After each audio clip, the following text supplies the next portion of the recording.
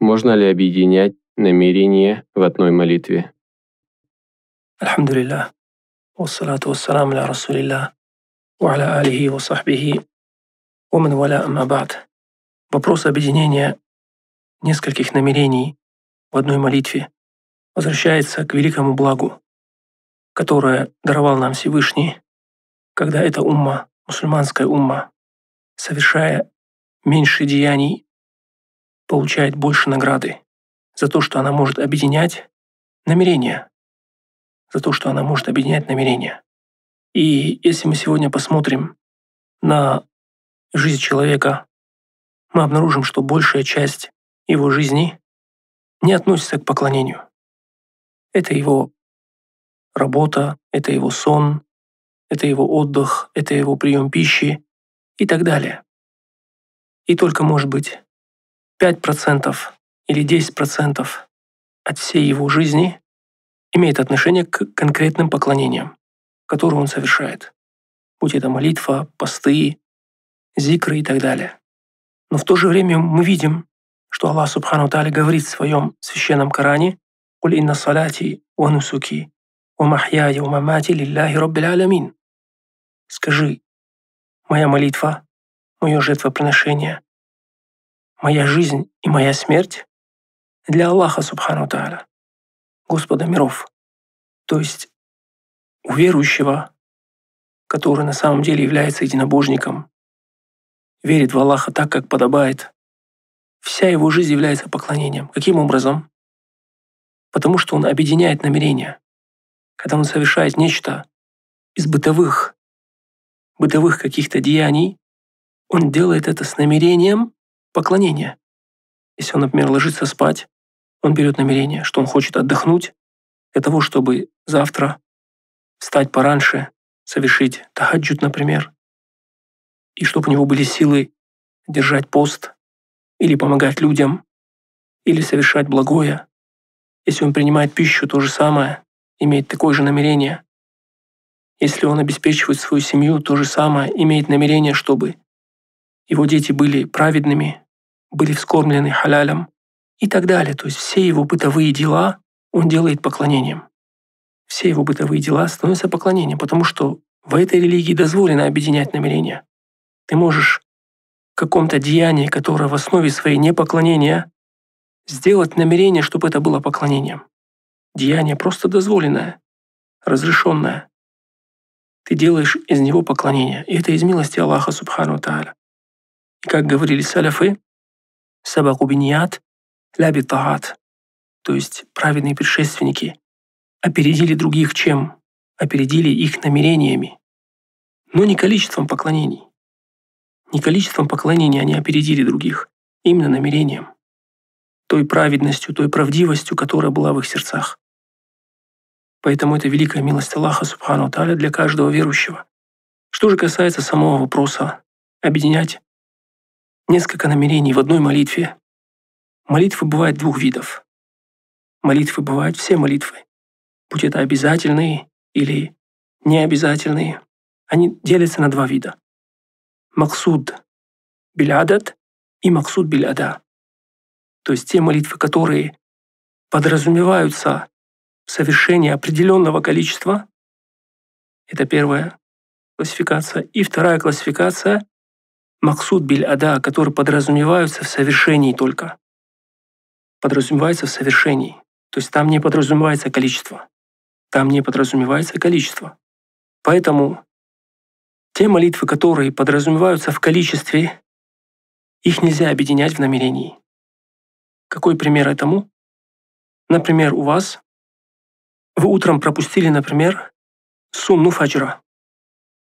Вы пришли в мечеть, например, не успели сделать сунну фаджра и стали делать с имамом сразу фард.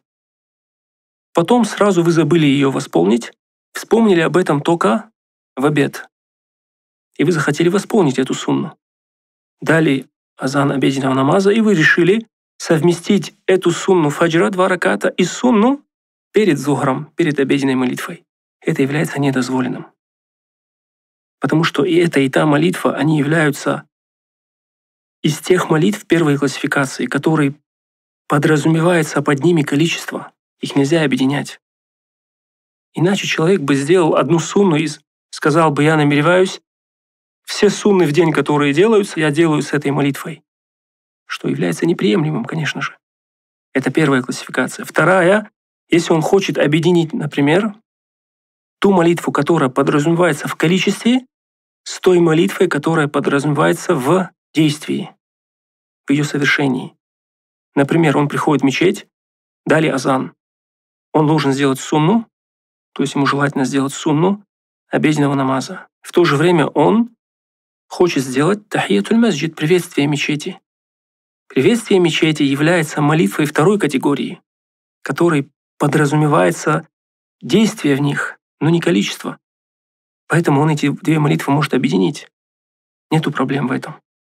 И третья классификация, если он объединяет две молитвы из второй классификации, то есть те, которые подразумевают действия, их можно объединять в намерении. Например, утром человек встал, взял омовение, и это время духа, например, и еще он хочет сделать истихару. Какое-то действие ему предстоит сегодня, он хочет сделать истихару. Он все эти три молитвы может объединить в одной этой молитве. Он сделает 2 раката, но с намерением молитвы после омовения, молитвы во время духа и еще истихара. Почему он имеет право? Потому что эти все 3 молитвы из второй классификации, которые подразумевают собой действие, но не количество. Я боюсь, что, может быть, некоторые моменты не были понятны всем, потому что это немножко углубленная классификация, но, надеюсь, если внимательно послушать, это будет понятно. Подведем итоги. Все молитвы делятся на эти 2 классификации. Первая, которая подразумевает определенное количество, как, например, 5 фардов, как, например, сунар раватиб, то есть перед молитвами обязательными и после них, уитр, например. Это то, что называют сунан раватиб. Эти все молитвы подразумеваются под ними количество определенное, которое пришло в хадисах и в Коране. Эти молитвы нельзя объединять в одной молитве 2 намерения. Это первое. Вторая классификация – это те, которые подразумевается в них действие, но не количество. Как, например, молитва духа, молитва, когда зашел в мечеть, там и так далее, после омовения. Их ты можешь объединять друг с другом. Одну молитву ты можешь сделать несколько намерений. И третья ситуация, когда ты объединяешь 2 эти классификации. Это ты тоже имеешь право объединять. 2 эти классификации. Если, например, ты пришел на молитву фард, но ты не сделал тахиятуль масджид, например. Ты зашел в мечеть и уже икам отдают. Ты не успел сделать приветствие. Ты можешь объединить в намерениях, потому что фард у тебя из первой классификации, а тахиятуль масджид, приветствие мечети, из второй классификации. Ты можешь их объединить.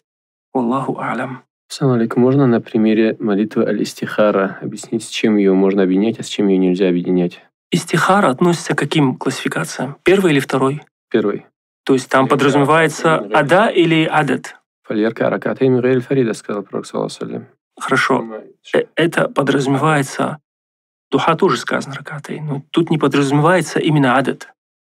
Подразумевается ада для чего-то. То есть ты когда делаешь эту молитву для какой-то причины. То есть когда у тебя истихара, ты хочешь делать истихара, ты делаешь эту молитву. То же самое, когда ты хочешь совершить, например, зайти в мечеть, ты делаешь молитву тахиятуль масджид. К примеру, да? То есть это затуль аспаб. Эти молитвы, они не подразумевают под собой количество. Там имеется в виду исполнение при определенных ситуациях. Понимаешь? То есть они относятся ко второй классификации. Отсюда следует, что раз они относятся ко второй классификации, все молитвы второй классификации ты можешь объединять в намерениях и делать одну молитву. Нет проблем. Но и ты также их можешь объединять с теми молитвами, которые подразумевают количество. Например, ты пришел в мечеть, сделал, например, сунну ты хочешь сделать, например. Сунну после азана. Сунну зухра, например. Ты можешь сделать истихара после нее. Или после, например, молитвы, как в хадисе, если ты хочешь прям как по хадису следовать. Ба'д аль-фарида, например. Сделай сунну после фарида и сделай из нее истихара. Нет проблем. Если уже ты хочешь прям как в хадисе сказано. То есть здесь вот это разделение на вот эти две классификации молитвы и вот эти взаимосвязи между ними, они, Аллаху алям, мне показались наиболее логичными и конструкция более правильная. Так, в этом, конечно, вопросе есть разные мнения.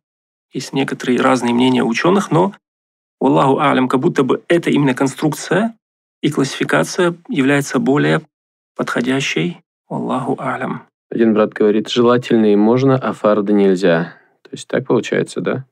Нет, мы рассматриваем эти две классификации без расчета на то, что это фард или сунна. Они могут быть фардом или сунной, без разницы. Если под ними подразумевается количество, он может быть и фардом, и сунной. Например, сунан раватиб – это не фарды, но они подразумеваются в количестве, не в исполнении. То есть здесь разделение молитвы с другой немножко стороны. То есть молитва – это тематика огромная, там их можно разделять в разных классификациях. Там есть салаватуль фараид, он навафиль. Потом навафиль делится на раватиб и навафиль мутлака.